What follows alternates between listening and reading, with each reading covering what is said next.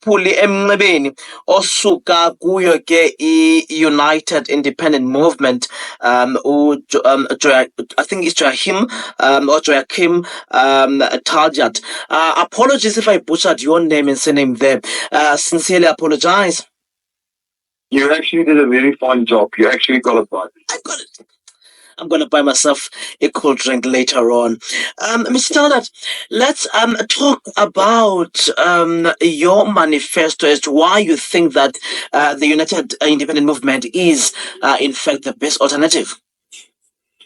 Well, I think the first thing that you would have noticed is that our manifesto is only 14 pages long. So, politicians and political parties have got a habit in South Africa of over-promising and under-delivering.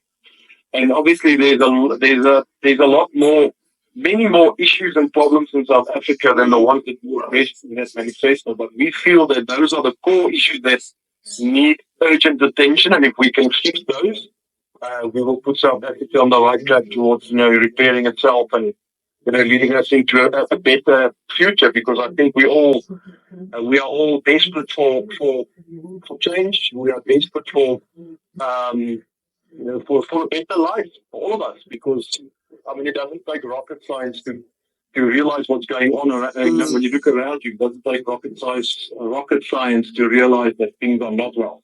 How do you intend to fight corruption? I think the most important thing is to, everything is going to start at the ballot box on the 29th of May. Sure. The power this is one thing that the public needs to understand. The power has always been with the people. It's the people who elect these people into power that are corrupt, and it's also the people that can remove them. So I think, if we keep on making the same mistakes and choosing of, voting for the wrong people, it's going to be very hard to combat corruption. I think that change needs to start with the people. It needs to start with the decisions they make on the 29th of May, and it needs to start with their attitudes. I think, these are desperate times, and desperate times call for desperate measures. We need to change leadership. And, I think that is a good start. Yeah. Thereafter, we will address corruption. There are different mechanisms and there are various ways of combating corruption, but it's going to be futile and pointless if we keep on voting for the same people and if we keep on making the same mistakes. So that's where we need to start. And the UIM seems to have a plan in terms of strengthening institutions. As we speak, there are efforts to strengthen the NPA, children and institutions, but it's really a challenge, especially the SOEs. Let's talk about your plan in fixing that. Once again, I'm going to go back to my original point, that everything starts with a decision. Yeah. And the wrong decision leads to wrong actions. And if the wrong people, if you don't have competent people that are making the right decisions, disaster will follow. So we don't have any money. Everybody complains. You'll always hear that wherever problems exist and wherever those problems don't get fixed or those issues don't get addressed, you'll always hear that there's a lack of funds, there's a lack of finance as well. Look at what the Zondo Commission did. These corruption, I don't want to name names, but I think everybody out there, the people out there with common sense know exactly who I'm referring to. Now, the amount of state funds that have gone missing and that have been stolen over the last 5 years is absolutely astounding. And the reason why nothing gets fixed in South Africa is because there's no money to fix it. But, South Africa at one stage was one of the strongest economies in the world. So there is money. But if people keep on stealing the money, then we can't, implement those funds, or we don't have those funds to fix it. So we need to stop the theft, first and foremost. If we stop the theft, it's a snowball effect. If you choose the right people and you get rid of the ones that shouldn't be there, that's the first start. That's the first thing that you need to do.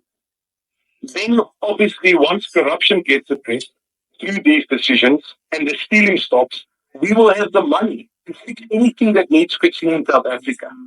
We have the money, but over the last 30 years, with all the corruption that has been going on in South Africa, money has been stolen, money has gotten lost. That's why ESCOM doesn't work. That's why our roads are in such a mess. That's why people don't have jobs. That's why our economy is going down the drain.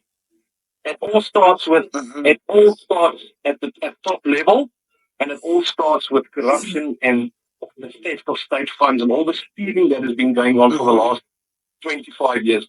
If we don't steal, we'll have money. If we have money, we can employ the right people that have the expertise, that have the qualifications to fix whatever needs fixing, and we'll have the money, to throw at all these problems and fix anything that needs fixing. And it sounds very simple, but it's exactly that. That's exactly how simple it is, actually.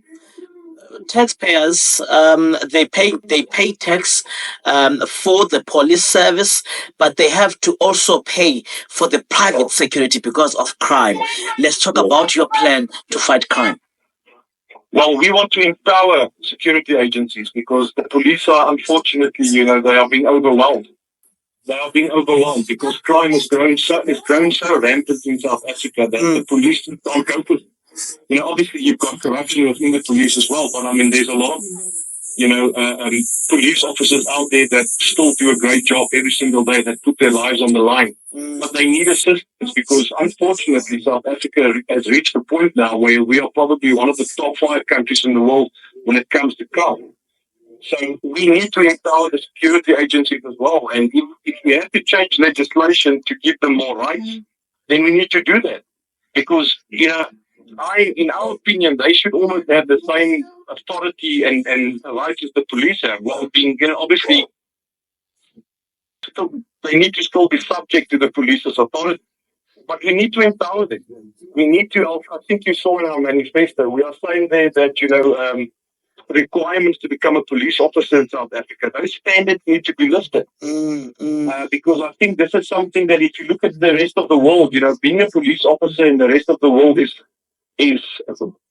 like being a doctor or a lawyer or an accountant in South Africa. It's a very, very prestigious job. And it's a high paying job. And it's an honor to be a police officer. But in South Africa, it's kind of, I don't know, I don't want to say looked down upon, but unfortunately, the standard has unfortunately gone down significantly. We need to lift those standards again. Mr. Taljaard, we're out of time, but thank you very much for coming through. I appreciate it. Okay. Phulaphoni, we are out of time. Masibe up. Nguye ke I think Joachim. Bendibiza kahle igama lesibhedlela ke. Joachim Taljaard yena usuka ke pha kwi United Independent Movement. Sawudibana ngomso ke Phulaphoni. Thank